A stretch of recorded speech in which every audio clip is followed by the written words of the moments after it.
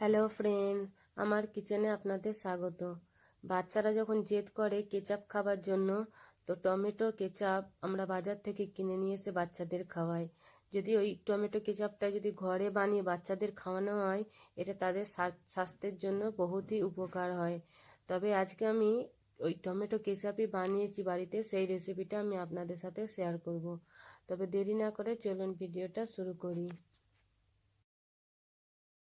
এখানে আমি half KG মতো টমেটো নিয়ে নিয়েছি। এগুলো ভালোভাবে ধুয়ে মুছে নিয়েছি।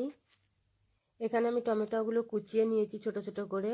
আর এতে আমি একটা বিটরুটের অর্ধেক নিয়েছি, আর কিছু আদা নিয়েছি, কিছু রসুন নিয়েছি, আর একটা গোটা পেঁয়াজ এখানে নিয়ে নিয়েছি।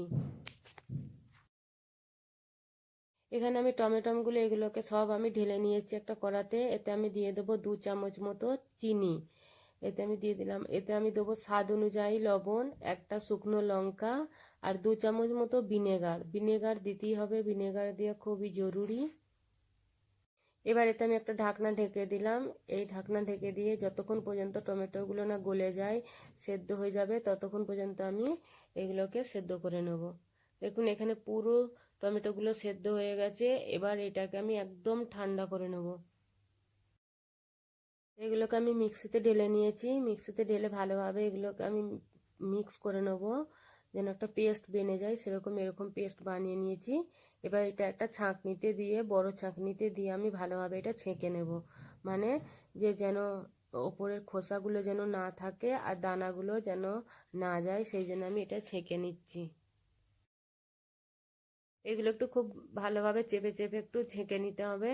ওপরে যেন শুধু দানাটা আর খোসাগুলো যেন থাকে, বাকি সব ছেঁকে নিতে হবে। তো এইভাবে আমি ছেঁকে নিচ্ছি এগুলো। এখানে আমি ভালোভাবে বোতলে ছেঁকে নিয়েছি। ছেঁকে এবার ফ্রিজে এটা ভরে রেখে দিতে হবে। যদি বন্ধুরা ভিডিওটা ভালো লেগে থাকে, তাহলে লাইক, কমেন্ট, শেয়ার আর সাবস্ক্রাইব করতে মোটেও ভুলবেন না। Thank you.